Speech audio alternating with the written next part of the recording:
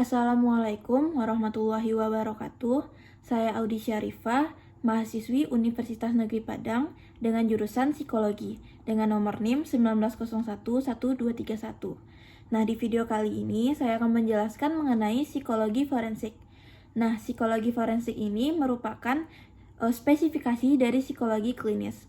Sebelumnya kita harus mengetahui dulu nih, apa itu psikologi forensik.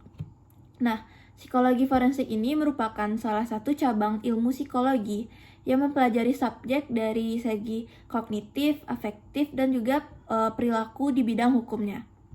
Nah, psikologi forensik ini merupakan perpaduan dari beberapa konsentrasi di dalam bidang psikologi, ditambah dengan pengetahuan di dalam bidang hukumnya, sehingga psikologi forensik ini keahliannya lebih spesifik dibanding psikolog-psikolog pada umumnya. Nah, di Amerika, psikologi forensik ini pasti ada di setiap pengacara-pengacara di bidang hukum, yang tugasnya yaitu sebagai konsultan peradilan. Psikolog akan merancang hal-hal yang akan dilakukan pengacara maupun kliennya agar dapat menenangkan perkara. Sedangkan di Indonesia, misalnya nih, ada suatu kejadian dan pelakunya ini sudah diduga bersalah. Nah, kita harus selidiki dulu nih, apakah pelaku ini mempunyai gangguan mental di dalam dirinya. Nah, ini dilakukan oleh psikologi. Selain itu, tugas dari psikologi forensik ini memberikan bantuan profesional berkaitan dengan permasalahan hukum, khususnya pada hukum pidana, yaitu dengan mengaplikasikan ilmunya untuk membantu penyelesaian pada masalah hukum. Nah, di Indonesia profesi psikologi forensik ini masih sangat minim dan masih jarang ditemukan karena psikologi forensik ini sangat terkenal di negara-negara yang telah maju, contohnya Amerika. Selanjutnya kita akan bahas nih mengenai tugas apa aja sih yang dilakukan oleh psikologi forensik. Nah, psikologi forensik ini mempunyai tugas-tugas, yaitu yang pertama pada pelaku kejahatannya. Nah, pada pelaku kejahatannya ini terdapat tiga hal yang harus dilakukan oleh psikologi forensik, yaitu interogasi, yang kedua criminal profiling, yang ketiga psikologi forensik juga dapat melakukan assessment. Nah, yang pertama nih, interogasi. Pastinya setiap pelaku harus kita interogasi terlebih dahulu. Nah, tujuannya agar pelaku mengakui kesalahannya. Yang kedua, criminal profiling. Nah, psikologi forensik dapat membantu polisi melacak pelaku dengan menyusun profil-profil kriminal yang telah dilakukannya. Nah, yang terakhir, psikologi forensik juga dapat melakukan assessment untuk memberikan gambaran tentang kondisi mental perilaku. Apakah perilaku yang dilakukan oleh si pelaku ini dalam keadaan sadar ataupun dalam keadaan tidak sadar. Jika dia melakukan dalam keadaan sadar, otomatis dia dikatakan bersalah. Nah, jika dilakukan dalam keadaan tidak sadar atau bisa disebut dia ada kelainan mental, maka itu bisa ditindaklanjuti dengan melakukan pengobatan mental untuk si pelaku.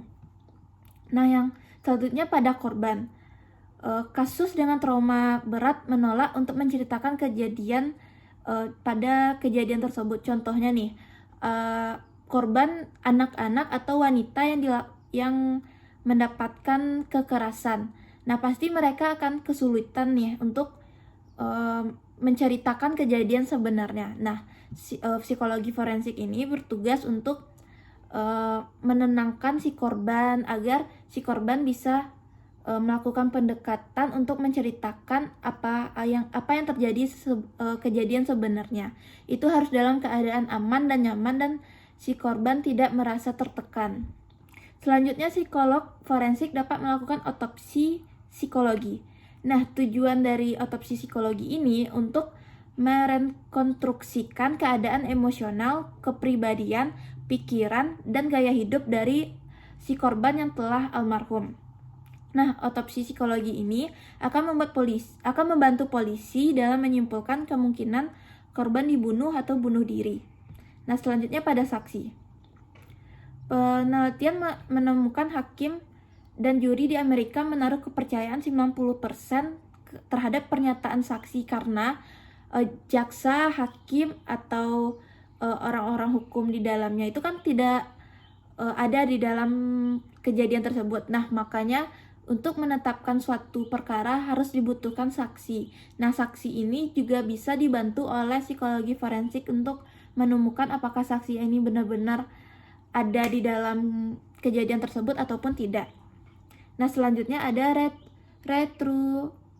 restrukturisasi kognitif.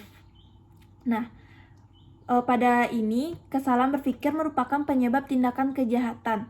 Nah, pemikiran yang irasional dan destruktif dapat mendorong timbulnya gangguan emosi dan tingkah laku. Sehingga program psikologi diharapkan lebih diarahkan pada pendekatan berbasis kognitif ini agar pelaku-pelaku itu bisa ditindaklanjuti dengan cara yang benar, tidak ada kesalahan dalam memutuskan suatu perkara. Nah, selanjutnya apa aja sih profesi dalam bidang psikologi forensik ini? Yang pertama, dalam bidang penelitian akademik. Nah, psikologi forensik ini bisa melakukan sebuah penelitian. Selain itu, dia juga diletakkan dalam perkuliahan, pelatihan, atau supervisi mahasiswa. Pokoknya di dalam bidang pendidikan. Nah, yang kedua yaitu konsultan penegak hukum. Seorang psikolog forensik juga dapat terlibat dalam memberikan asisten kepada pihak penegak hukum, misalnya dalam pelatihan menghadapi krisis atau penanganan pasca trauma. Asisten yang diberikan juga dapat meliputi penyusunan program pelatihan personil kepolisian.